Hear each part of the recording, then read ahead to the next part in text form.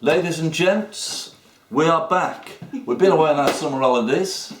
Welcome back to Desert Island Dickheads. And while we've been away, we've been revamping the studio. We've gone all out on the pyrotechnics, yeah. We've now got this, the guest name in lights. And today we've got, when I say in lights, we can only afford batteries for one of them. So it's Mr. Mark Stellar Dellar. Thank you. You even knew my middle name. Yes. You obviously researched that. Been on we Google. did a lot of research about how to spell Stellar, actually. We looked at your Wikipedia page. Right, so as you can well, you might not be able to remember, but if you can't remember, don't forget to subscribe to the channel, leave a comment, give a thumbs up, and of course, ring that notification bell. Ding dong. Emma Scott, how are you, by the way? I'm fine, thanks. You? Yeah. In reality, though, here, if someone rings that, then we're going to run for cover. Yeah. I never knew it said something about farting on it. Fart alert. I never knew that. I take it that's Johnny's. It is, yeah, but I need it for her. I wouldn't have such an immature thing. Right then, Emma. Well, today's guest, we're very lucky to have Mr. Mark Dellar, local musician, singer-songwriter, and all-round very nice chap. A very nice chap. Yes. Oh. So shall we jump in with what, Mark Dellar, is your earliest musical memory? Right. Well, the first of any real significance is going on is holidays in Cornwall with the family in this great Zephyr. What was the Ford Sorry, Zephyr? Ford Zephyr. Yeah, the big old that's Ford a car, is with it? the two bench. Yeah, with the two bench seats. I thought it was some weird Cornish word. No, no. Well, it might. No, I think it was a Ford Zephyr. So, people. I'm sure you remember them. I remember them. They were very American looking. Those cars were. Yeah, they were big. Yeah, they probably were. They're quite big boxy. They were lovely looking cars. Ford is American, isn't it? Yeah, but they still made. It didn't look like it was an English car type thing. But it was big old things. So we used to get we used 6 of us that would be driving about, going to the beach and whatever in these. And I think really the first memory of music of where it was becoming significant to me was playing tapes in that. Well, it would have been tapes. Yeah, it would have been tapes in the car then.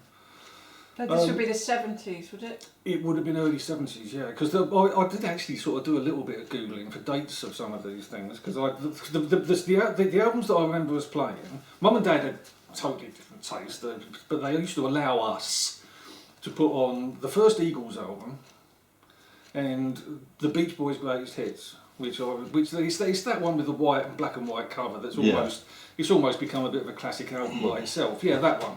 Yes. Shall I show it? Well, it's all right, I'll put it up. Well, I've got it on my phone there.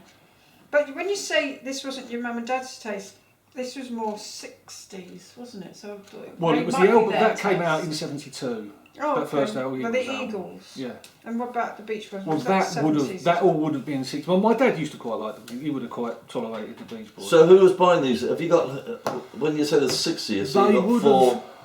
I don't know if my sisters might have done. Yeah. But 2 older sisters who had slightly different, I guess, as they were 2 years older than me, they were a bit more into the prog rock sort of stuff. I never quite. I think I was just slightly too young for all that. So I never quite got into all that sort of thing. This is more the West Coast. Yes. Well, I think back then at school, you either liked West Coast or prog rock, and there used to be arguments about you can't listen to that. You should be listening to prog rock. What about glam rock? Well, yeah, everybody used to. That was kind of everybody listened to glam rock. Oh, thank God for that. Well, also, you must have been loaded going away to Cornwall for your holidays.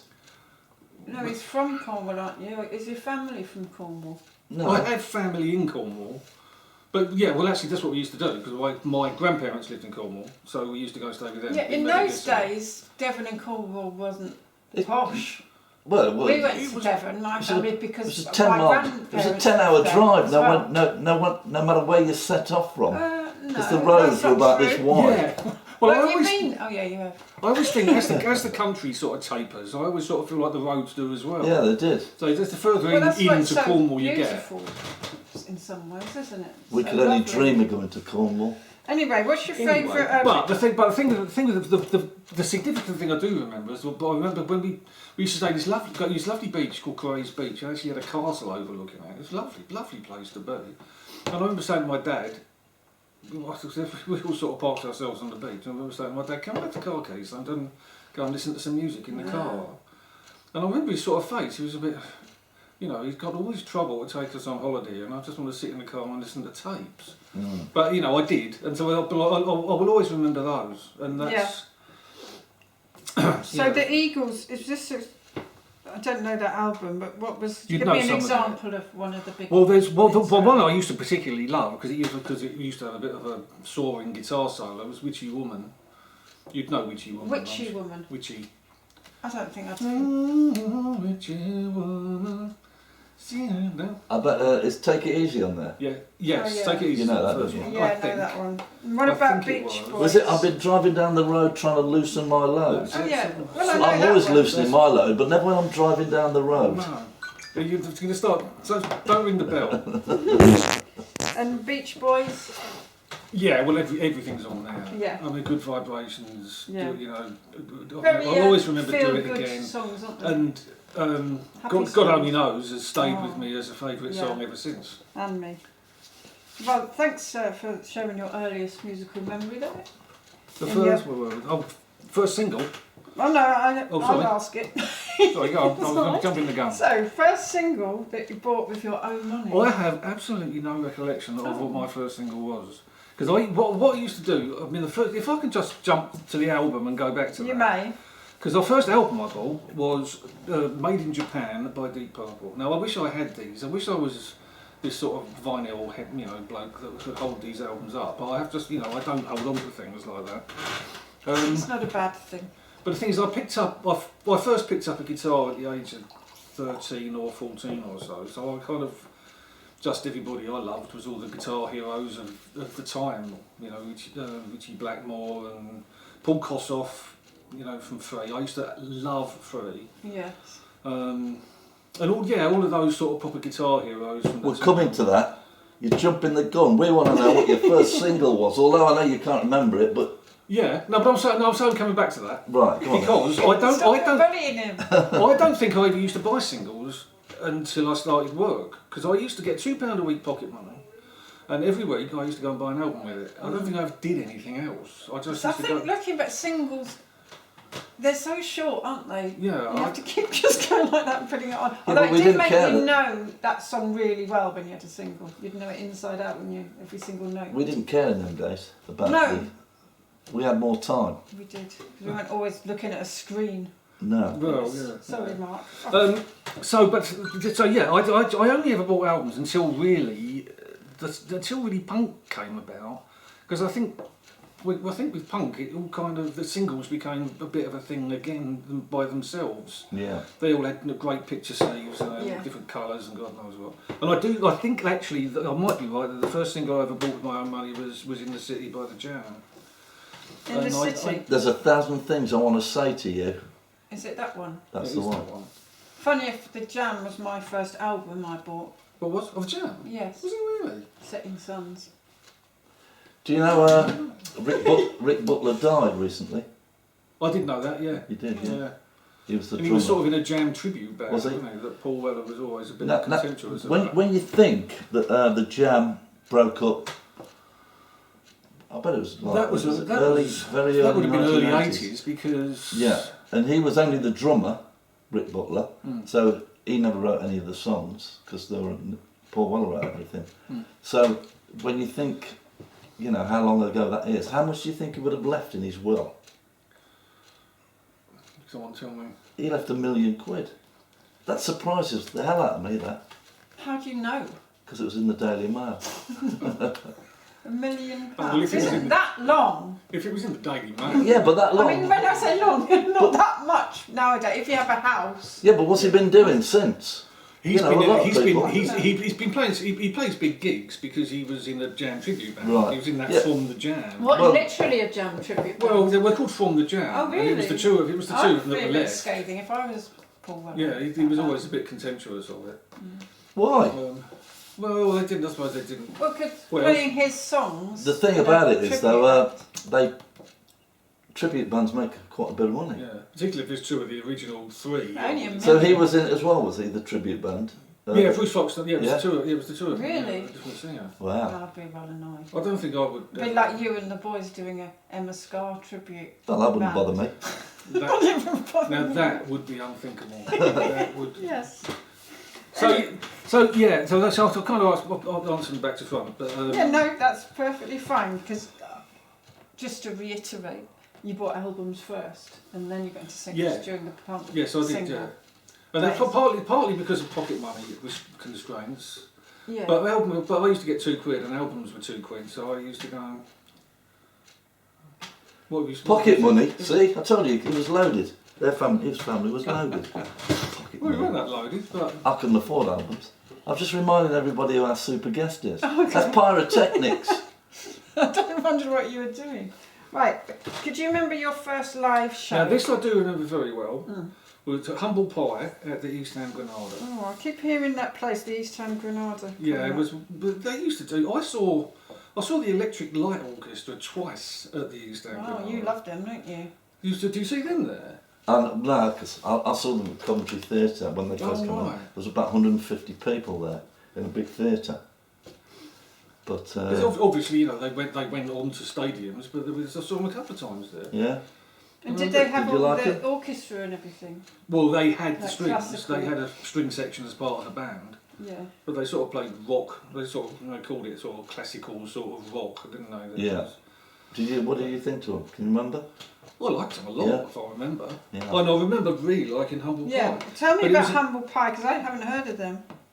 Got a picture I'll tell you, of it's them in- there, though. I'll tell Well- you, it's in Humble Pie, one of your new heroes.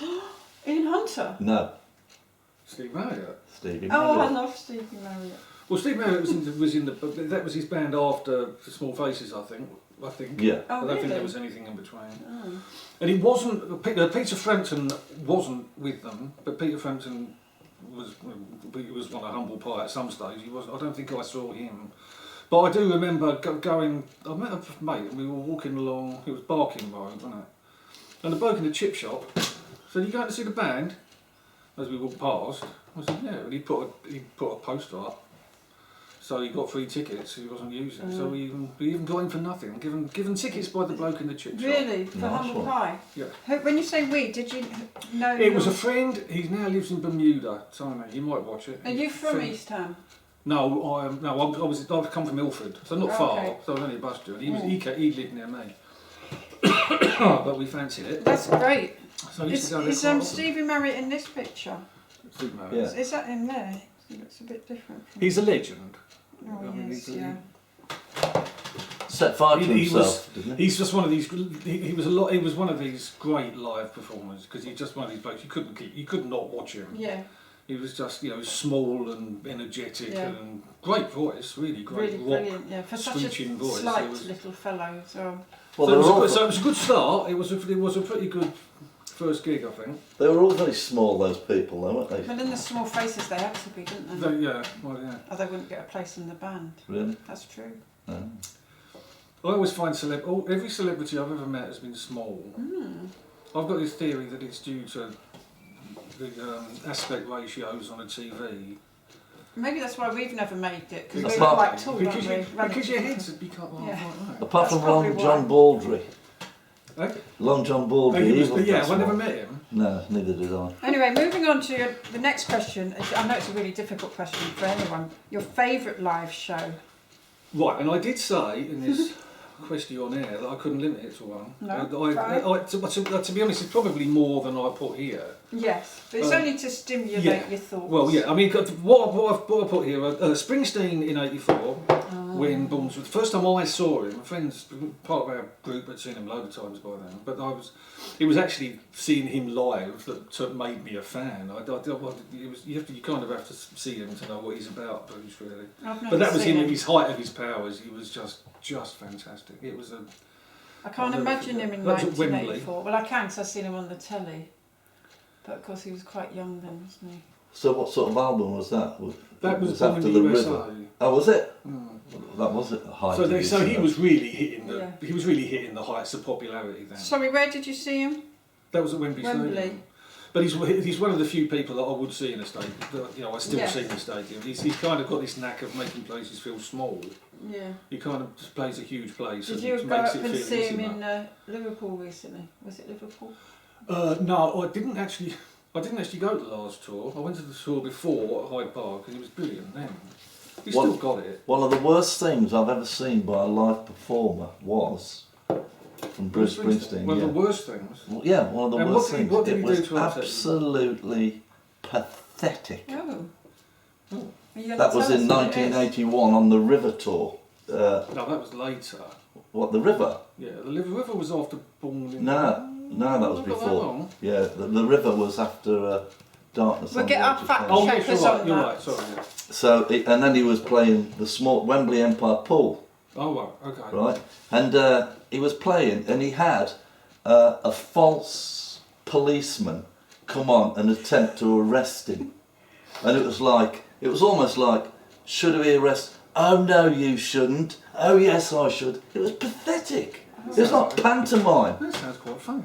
Yeah, I wish I'd seen It that. weren't funny. I wanted to vomit. Oh. Can you say anything positive You're a about tough, him? but you're a tough crowd, John. No, not in them days. I wasn't. I was thinking of getting that done on our next gig. Getting Mark to dress as a policeman. I'd have been more impressed if it had been the real police trying to impress him. But come on. Anyway, you've got more. Oh yeah, sorry. Anyway, that's just the first. The Clash. Yes. I'm really glad I saw the Clash. I never saw the Sex Pistols. I was really into all the punk stuff, but I never quite used to go to the gigs. I always sort of. Felt Where did you see the Clash? I saw the Clash at the Lyceum, and they did a bit of a residency there, as I found out since.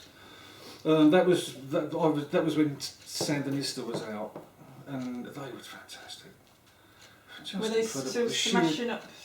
No, all this sort of a real no, yeah, it was all standing anyway. There was the rainbow that all the seats got, and the rainbow was seatless forever after that because The Rainbow in Finsbury Park? yeah, that was where the Clash Yeah. played and all the seats Yeah, were. I didn't know that. And Shane McGowan, there was this big thing at the time where someone got his ear bitten off, and it turned out it was actually Shane McGowan. What, And had his ear bitten off? before he was famous, had his ear bitten off at that Clash concert at the Rainbow. Right. That's pop trivia for you. You know when people's ears are You bitten must off. join our pop quiz team. Yeah. Well, yeah, but no one's going to ask that. But anyway, sorry. I too saw the Clash, but I can't remember where. I'd have to look. Oh, you're not going to tell me you thought they were pathetic, are you? No. I'm glad. I'm not. There was no false. No false belief. No pantomime. No, they There was didn't no have- pantomime. They didn't have to have fools, there was enough Yeah, real ones chasing exactly. them. Anyway, yeah, Dexys Midnight Runners at the Oh, Old I Vic. love That was around about 1980, I think. What was your favourite Dexys song? Well, anything off of that 2IA album, really. I mean, there's one called Old on that I just thought was just fantastic. But they were brilliant. He was absolutely mad as a box of frogs. Still is. Still is. I love him. You know, he's the sort of, but you've got a love for it, you know. But he was just full of this sort of passion that he was trying to get out, and he was the clumsiest bloke I've ever seen him in life. He was barging in the speakers because he was. Were And they he actually wearing used to, the at one dungarees? stage he was jumping up in the air and landing on his knees, and I was Jesus, that's going to hurt him. That's going to hurt in the morning. You know, he was a maniac. But they were just brilliant. I saw Graham Parker countless times, and I remember one at the Roundhouse with a brass section that was just amazing, just mind blowing. It was fantastic live. I saw him. Well, I say a few years ago now. You know what it's like. You think it's a few years ago, but if you looked it up, Yeah. probably 15 years ago. He used to play the Borderline. Remember Yeah. that place Well, off Tottenham Court Road, Yeah. down in the corner of a turnoff. Yeah, I don't think I went there. He used to play there, sometimes just solo, Oh, right. but he made some fantastic albums after Graham After Parker the and the Rumour. Rumour. Yeah, I've got a couple of those. He did something a couple like of my him was favourites. fantastic. After Yeah, the Rumour. fantastic. Deep I think Cut he's- to Nowhere. There's another one, Deep Yeah, Cut to Deep- Nowhere. yeah. That is fantastic. I think he's better than because it's very similar to Elvis Costello. Yeah, they were always I compared. think he's better. Yeah. Well, I always loved Elvis Costello as well, and I've seen him countless times. So I did love both of them. You've Yeah. seen a lot of very good acts, haven't you? You've seen so many really good acts. Oh, I'm just a bit jealous because I've let's hardly face it, seen any of them. but when we were young, we didn't used to do anything else, did you? Really? I mean, you sort of, you were constantly. I did. I going went to bands. smaller, sort of more folky, local stuff. I mean, I went to see Finsbury Park. George Roby I went to a lot and stuff. Oh. And I saw people like Eric Bogle and Dick Gocken and yeah. And I suppose in my playing career, I've got to see people quite a lot if I'm doing little support acts or festivals. But Yeah, no, but I you didn't had a- really go and see gigs. You had a child to contend with. Oh didn't you? yeah, from 20.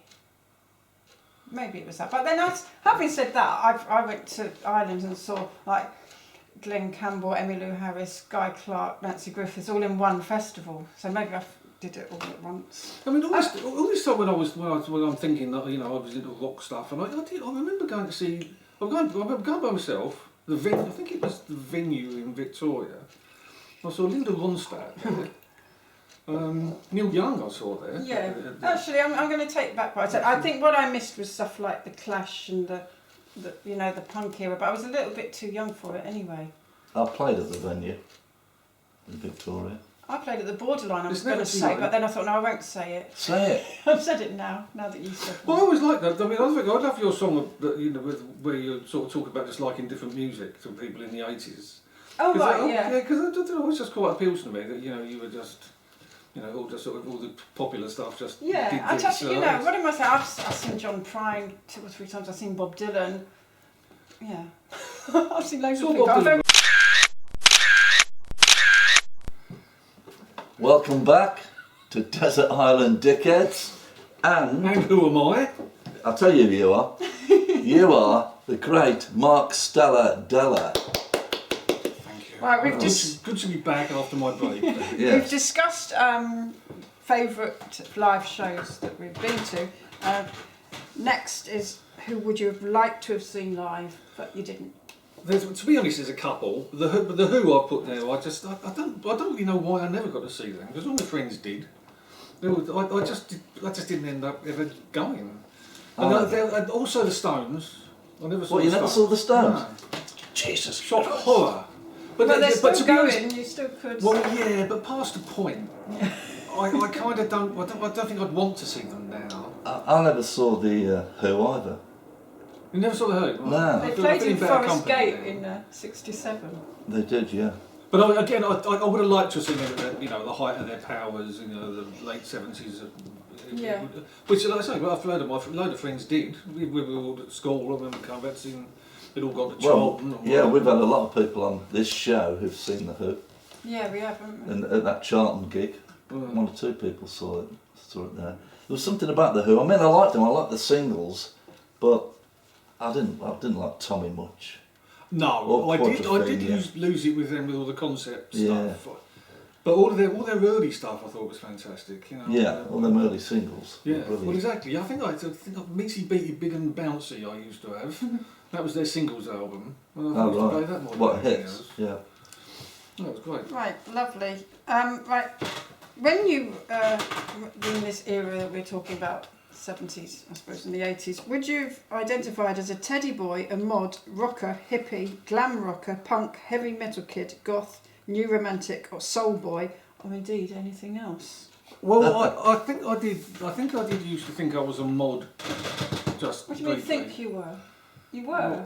No, well, I don't. Well, I'm not quite sure. I thought there was more of a lifestyle than I ever. Because all I ever did really was wear a skinny tie. and that was pretty. It's Yeah, that enough, was pretty isn't it? much What my about Parker? contribution. Did you have? Huh? Did you not have a Parker? I don't know. I didn't really went much further than that. But I did like the music. I mean, there was all this sort of this mod revival in the sort of early 80s. Would have been early 80s, I think. Yeah. And I did used to love all that. The Lambrettas. So, The Lambrettas. They were a mod yes, revival. yeah, and there was a mod band that who was it that Paul Weller was in the Style Council with. He was in one of them. Ah, what that? Mick Talbot. Yeah, he was in one of those punk. Sorry, Was mod revival bands. What was it? The Secret Affair or something like Yeah, that? that was them. Was he was it? in them, I think. Yes. And it was actually all a bit feeble looking back on it, that whole sort of mod revival. It was all a bit anthem-y. Oh, you know, we're angry. Yeah. We're not sure what about, but you know, it's. But yeah, I did used to love all that. I never really lived the lifestyle. Well, did any of us? Well, some people did, but not me. Well, I mean, Parker, he's still living the lifestyle. I had a Parker, I must admit, but I never went for all the short hair and the smarts. I never looked good smart. I've always looked like a tramp. Oh. Right, do you have any photos of yourself in that era? Period? Unfortunately, yes. He's got. Well, I tell you what, this I've just picked. My musical history, I picked up a guitar at the age of like 13 or 14. I used to play, the first band I was in was part of a band. I used to play in my mate's garage, he played the drums, and there was 2 guitarists. So, but we, you know, used to do all the All Right Now and all of the, you know, Rocky Mountain Way and all of those sort of riffy rock stuff, anthemic rock stuff of the time. First band I ever performed with were called Roulette. With a guy I used to work with at Thames Water. Let me guess which one is you. Well, Johnny couldn't guess which one was me. My daughter just about managed it. It's this one. Emma Scar failed the test. This one. This one. Third out of 3. Yeah, I can sort of see it now. I'm afraid so. Right, I big couldn't bushy see it. eyebrows, a dark moustache. Which one is Mark Stellar Dellar? He looks a little bit like George Harrison there. Yes. Does Mark, doesn't All right, but reveal it's the one with the moustache. Yeah, and the big hair, the big 80s hair. Yeah. Oh yes. So you were playing guitar. I played bass. Are you playing bass? I bought a bass in 81 or so, and it's actually this bass. The one is that bass, the one that Brad still plays to this day. Right. Can I look at this one? So this is Alfie Noakes and the Bison. So I would have been mid-20s, late 20s there. And I who's think. this? That's Frank. He was a guitar player. He's a good friend. We're still friends with Frank. But this is me with my permed. Was it literally 90 permed? Yes. Well, I felt it. That's all right. It's not nothing It's not to be all right. ashamed of. It's not Hey, right. we were all right with our sexuality back in there. None of this rubbish. And it isn't. And I'm not ashamed. Well, I'm embarrassed. But I mean, you look. It doesn't even look that curly. See, the thing is, you get a better idea when you see it from the side, because it was a first division footballer's haircut, and it was permed at the back. Oh yeah. So There is the So I bass kind of- player. Back perm. it's poor quality photos. We'll go and get some better. Well, ones. never mind the hair. What are you doing here? Which band? That was Alfie What Noakes were and you the Bison. Keith isn't in the shop for some reason. So Keith Coffey, a former guest on DID. Keith, indeed. Well, he's on this. So that's one. me playing bass there. That's Alfie Noakes and the Bison later on. That's Keith. Isn't that band still going? No. I've heard. Sometimes I hear that I see the name written Alfie. Well, Noakes. if someone has taken our name, then I'm going to want to know. No, but Sue them. It's Keith Coffey mentioned. My it. brother had a curly perm, and he got 7 Valentine cards that year, more than I ever did. I'm not sure if I've had 7 ever. No, he got 7. It was all down to the perm. Oh well, I should have obviously put it out there somehow. So you were playing bass. I was playing bass. I played bass. Because I know I always see you playing an acoustic guitar. Yeah, when I was sort of 21 or so, I just kind of figured. I thought there'd be less competition for bass players. Yes. So I went to bass, and I'm glad I did. I played bass in bands until the first time I ever played guitar publicly was at Dial M Oh. at Leabridge Road when me and Keith did it. All The right. Hare and Hounds. The Heaven Hounds. Yeah. And that was the first time I'd ever actually played. I mean, I played guitar forever, but I never publicly played. Until Right, then. and you sing as well. That's Dial M. Yeah. Well, I used to sing some of the songs with Alfie Noakes. Yes. But yeah, well, kind of. Can I just explain? That's Dial M for music, Oh yeah. the club that I Yes, Dial M for helped music. run. Yes, but that was in our most unsuccessful period when we had to go to that Yeah. It place. was probably because it was out of the way. Yeah, a it was bit, out of the that way. It place. was. As Lloyd, a friend of ours, said, when I said to him, why don't you come to the club anymore? He said, well, it's not even in London, that place. I said, it's in Leytonstone. What's wrong with you? It's Leighton, to be fair.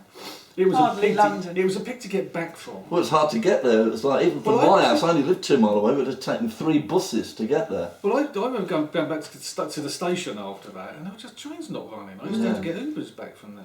No, I'm glad. Well, thank God you got a new venue now. Yes, I'm glad we're not there anymore. Indeed. Right, well, thanks for those photos, sharing them. So, can you tell us about a song you fell in love to? I'm not sure if I've fallen in love to a song, but my That's a question. Well, it's a song that reminds you of the woman that you've. Well, yeah. Everybody's got my song. There used to be the slot on Radio 1, our song. Yes. Wasn't it with whatever his name was? Well, okay, yeah. Our song when I was married was "Nothing Can Change This Love" by John Cooper. Oh. Do you know that? No, how does it go? Well, somewhere I can't. But I'm not sure if I don't know don't much about remember it well history. enough to- It's slow. It's wonderful. Oh, well, I listened And out it to was that. it was the one it was the first slow dance at the wedding song, So it was kind of it was our tune, and it was lovely. Do you know it, Johnny? I don't know it now. I suppose it's not one of his. We'll have to listen to it.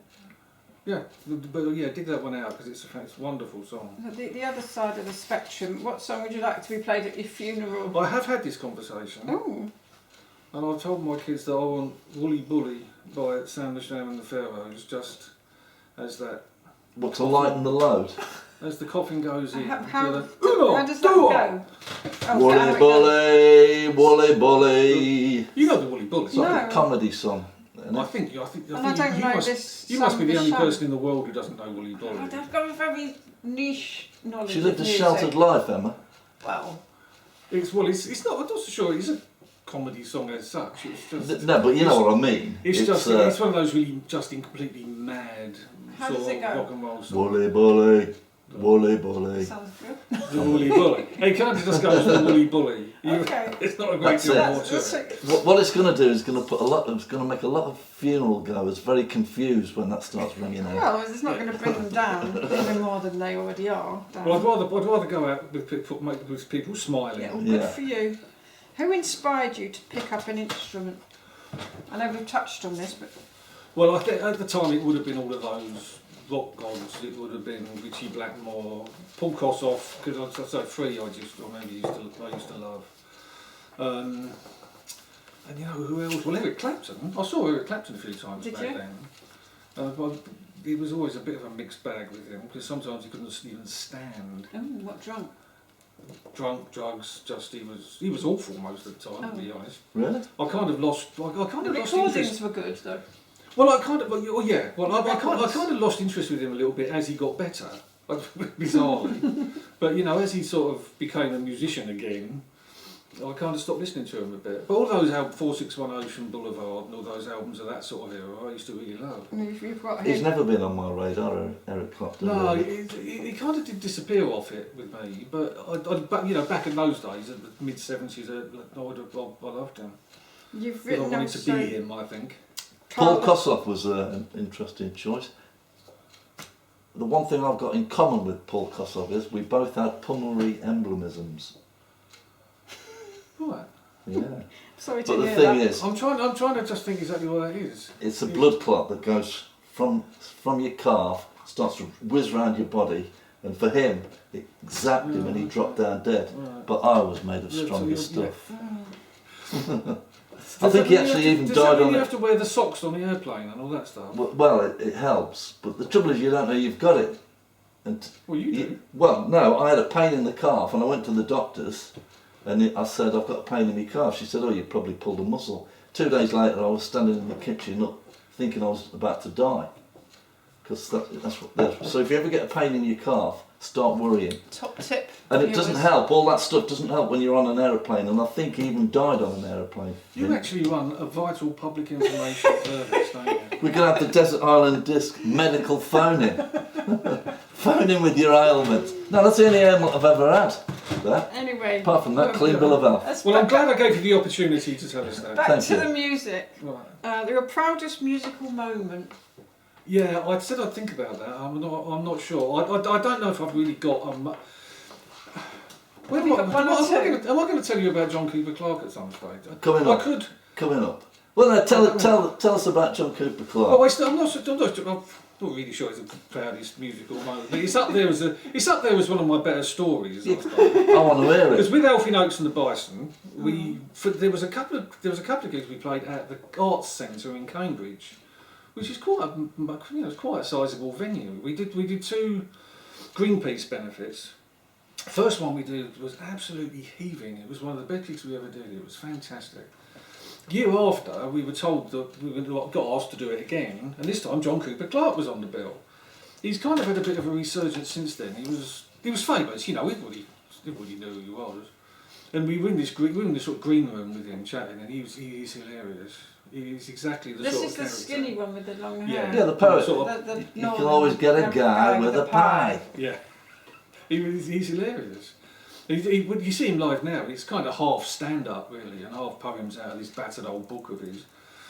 But we were just laughing about telling jokes, and I told him this joke, which I've never told since, because I've always felt it's under too much pressure. But I told him this joke, and he just thought it was hilarious. He just thought he was going to wet himself. So when he went on, he was on before us, because the organisers wanted a band on second, and you could tell that knocked him. He kind of felt that he should. And he, perhaps with some justification, but in the end he just wouldn't get off. So we ended up playing about 20 minutes at the end of this bloody thing. But anyway, we were watching from the wings, from the side of the stage, and he sort of looked at me and he said, "Can I tell your joke?" Well, sort of as if I owned it. I said, "Yeah, go on." So he told his joke and it fell completely flat. Oh. No one ever did. That's because he didn't tell it as good as you well, told there it. you are. And nobody's ever heard that joke since until today. Until this day. Shall I tell this joke? Please. Shall I reveal it? Go on then. It's 50-50 which way this is going to go. Because he thought it was hilarious and no one else did. I'll tell you now, don't be offended if Emma doesn't laugh because she doesn't understand comedy. Let's hear it. Right, well the joke is that there was a fella sitting at home in his lounge like this, and watching the TV, and someone knocks on the door. So he goes and looks at the door, and there's this 6-foot cockroach down in there. And this cockroach jumps in and absolutely beats the crap out of him. Just lays him out and kicks the 7 bells out of him. And then just walks off again. So he, gets himself to the hospital, and the doctor says to him, "What happened to you?" He said, "Well, I'm not going to tell you." He said, "You're just not going to believe me." He said, "Well, you've got to tell me. It might influence how I treat you or something." So I said, "All right." He said, "Oh, God, I was minding my own business, watching my TV at home, knocks on the door, opened the door, 6-foot cockroach, jumps in, kicked the crap out of me." He said, "Oh, no, I do believe you." He said, "I've heard there's a nasty bug going around."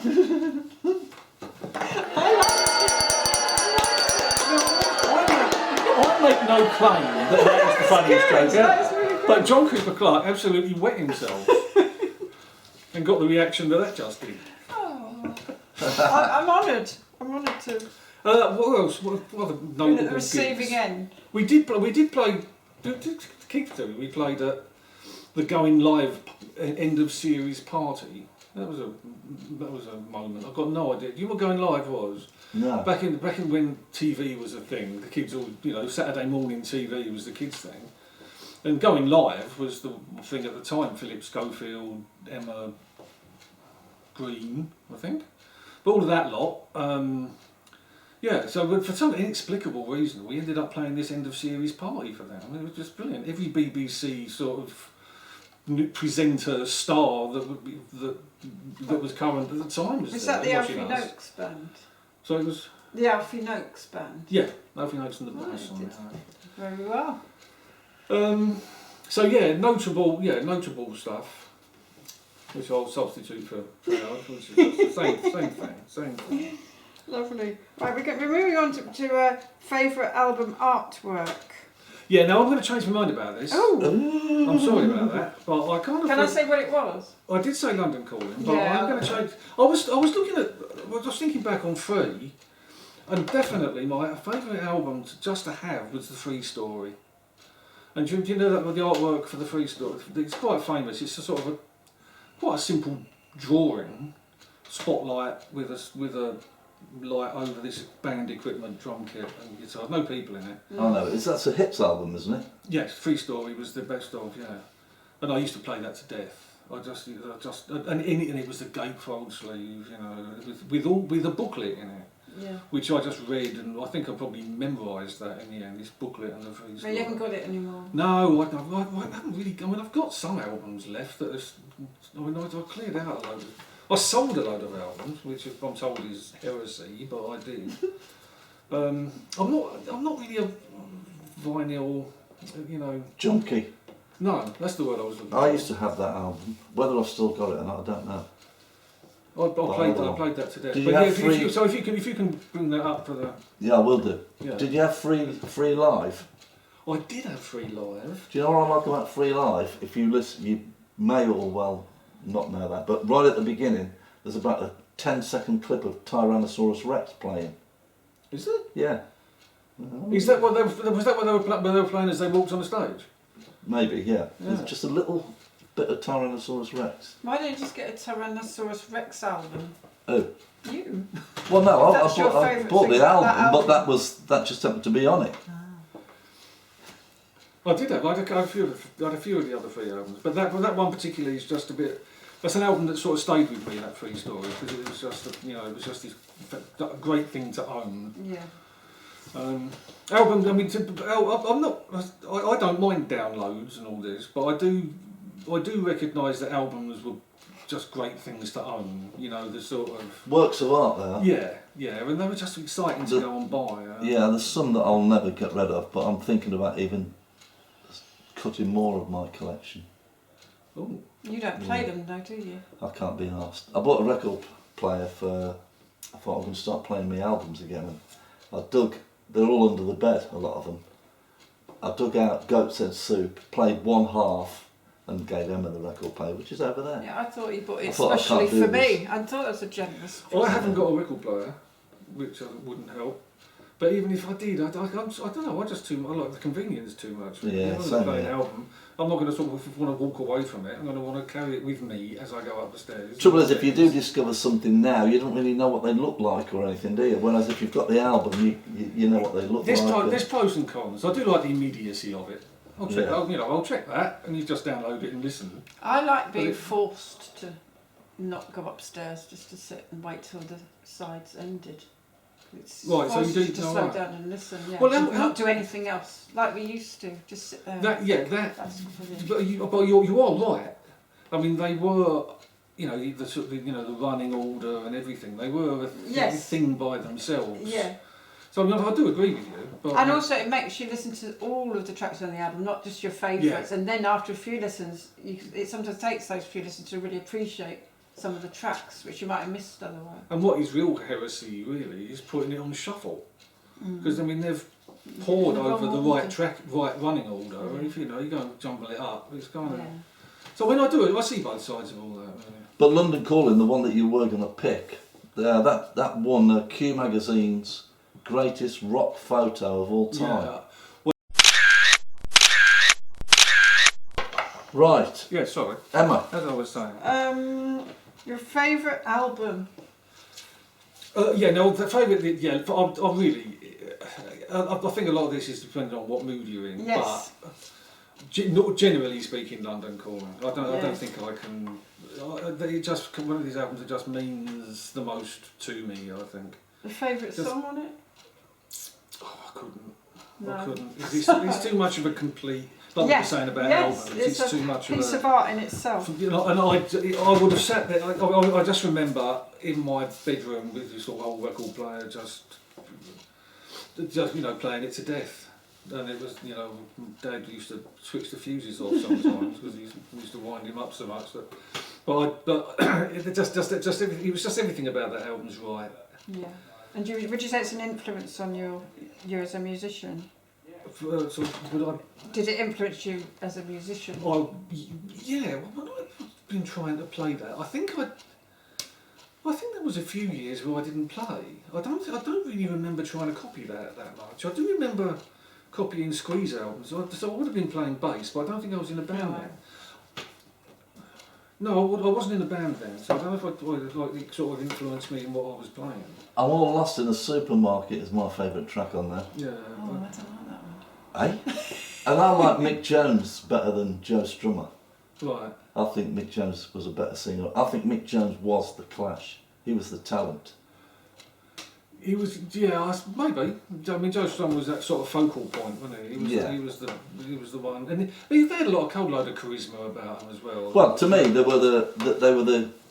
When I look back, I think they were the only real cool band Was that me? Sorry. that we've ever had.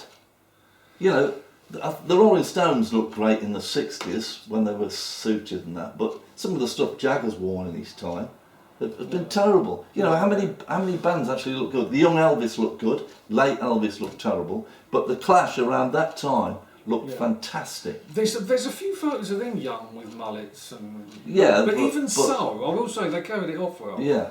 They did look great. I don't care what bands look like. Oh. Just what they sound like. I don't know. See, I think it matters if you're going to watch them. I think they come. Brian Ferry looked good, but he was mainly suited as well. You know, Bowie looked ridiculous. All the glam rockers looked ridiculous. One of the biggest. You actually, I know the question you haven't asked on here is pet hates. But I mean, one of the bands that I've hated most over the years is Queen. Ooh. And that's partly because I just couldn't stick watching them. I just found him. Freddie Mercury was supposed to be the great showman. I just found him. I don't know. I did at the time finding it embarrassing at the time, but now I don't mind it. Funny enough, because I kind of see what he was doing, and he was putting on a show. Yeah. I would have thought. But they were like fingernails down a blackboard. Good Queen. They just. Fair enough. We shan't add it to the question. No, but Emma likes to keep things very positive. Yeah, you're right. No, you're right. I am sorry to. No, it's all right. So surely there must be some. But I think, to demonstrate the point, a large part of the thing with them, I just couldn't stick watching them. Yeah. Okay. So I think there is a visual thing for bands, suppose really. You're talking about the way they perform, rather. You're talking about the way they dress and how they sort of their image. Well, that's another good example. They didn't look that great. Who? Queen. No. Well, so I heard Clash interviewed on the radio once, and someone said to him, sent in a question, are you really as cool as you look? And Joe Summer said, no. He said, no one could be. Favourite song ever? I mean, what an impossible question. Your favourite song? Well, I forgot about the other one. Definitely God Only Knows. That's just. You've got something in common there with Keith Coffey. Oh, is it? Yeah. Well, it's kind of perfect. It's everything about it. It's just. As I said to him timeless as well. It wasn't fashionable then when it came out, and it's not fashionable. I don't know. It's never been a product of its time. I've been learning it on the piano for like 20 years, and I'm still trying to play it. Well, he was a genius. He just had that, sort of classical, Yeah, I mean it's just so different, isn't it, from other songs, everything. And they're another band really that everything sounds very simple until you try and play it. Yeah. God, let's try and decipher all that. But the other one for me is it's going back. Dusty Springfield's version particularly. How does that go? Carole King. I'm going back. That one. That's it. To Massachusetts. I was long enough to know the truth. And to me, it's got the best lyrics of any song ever written. Oh, I don't think I know it. Well, so that's a Carole King song, is it? So it's Carole King. Jerry Goff. Carole King and Jerry Goffin. Ah. Well, I'll definitely have a listen to and that. But the Dusty Springfield version for me is the one. She's brilliant, she. Because it's got these lyrics about how you should keep your childhood innocence, but you never do, and it's just deep. You play it. Just put it on. The words in front of you. Yes. It is perfection. Right. The next question is: have you brought any precious bits of memorabilia? But the answer to that is a flat no, because I just don't. I didn't bring any tickets. I could send you some tickets. That's all right. I did have a habit of keeping tickets. But the tickets for the best, I did keep my Dex's Midnight Runners ticket, but it's a torn in half little strip of blue paper. And I only know it's because I'd written Dexys on it as I saved it. So it's kind of memorabilia in a way, but it's only later on where tickets became a bit impressive. Yeah. I got a Michael Jackson ticket at Wembley, and it's a really smart looking thing. And Madonna as well. She was another one of those.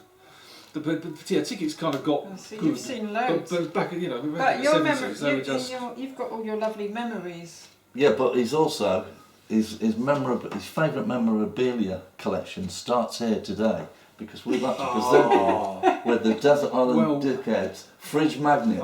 It's a fridge magnet. I've had to wait this long to start my memorabilia. Exactly. I don't know if this is true or not, but somebody messaged me and said, you know, when Trump and Putin met in the. He didn't give him one of them. No, there was one on the wall behind them. I don't know if that's true. I shall have to check it out. But that's for you, sir. I believe you, Johnny. I believe things you tell me. Right, you've been a marvellous guest, Mark. Oh, thank you. Thank you so much for coming all the way over from All the way from Barkingside. One last thing though. Stellar Dellar. Money well spent. Have you got something you can recommend to our viewers that you've discovered lately, musically? Well, I was sort of torn. I don't know whether this is corny, but I suppose Corny really is good. actually at the songwriting workshop you did. The Emma Scar Songwriting Workshop, you say? Yes. Of 2024. Yes. But for me, it just kind of it just flicked a switch with me. I kind of I'd spent all my life thinking I can't write songs, that's for the grown-ups. And then I kind of just, first thing it did, it forced me to finish something off. And the second thing really is that everybody was that's actually pretty good, Mark. And really those two things, I suppose I do wish I'd realised it earlier in life, but it's all a bit of a journey. It's not long since, I haven't been playing gigs by myself for that long. That's only been sort of 2 or 3 years. So I think it just came at the right time, and I think I'm going to say it's sort of the thing that biggest influence on me because it's something I do all the time now. I play sets of my own stuff now. To hear. So what you've discovered is that musicians, anyone should just get on and finish those songs that they've started. Well, you shouldn't really ever say can't. Yes. You just have to have the audacity to do it, I think, and say when it's finished. Nothing's perfect. It's finished. Can I tell you what I've discovered recently? Oh no. No. Get out there, go onto YouTube. And it's about 3 or 4 years old now, but there's a track by an artist called Ren, R-E-N. Check out a track called High Ren. It's mind blowing. It's next level stuff. And recently I've also just discovered a young lady I think she might be from Texas. Her name's Chapel Rowan. She's like the biggest pop star in the world. Yeah, none of us have ever heard her. She's got a song called The Pink Pony Club, and which is about 5 years old. And a new singles, I think it's called The Subway Song. Very good pop songs. Check them out. You? Anything? No, I'm still basking. You're still stuck in Mark's comments about the songwriting. Well, recommended. Right. Well, Mark Stellar. Thank you very much. Mark Stellar. They call him Stellar Dellar. Quite rightly. I've even got a theme tune. You've got to come on stage to that if you want. Yeah. Thanks for coming, sir. Right, my pleasure. Been fantastic. Thanks for inviting me. Don't forget, do leave a comment, do subscribe to the channel, give a thumbs up, and ring the notification. Oh God, he's done one. And we'll see you again. Thanks for watching. Cheers.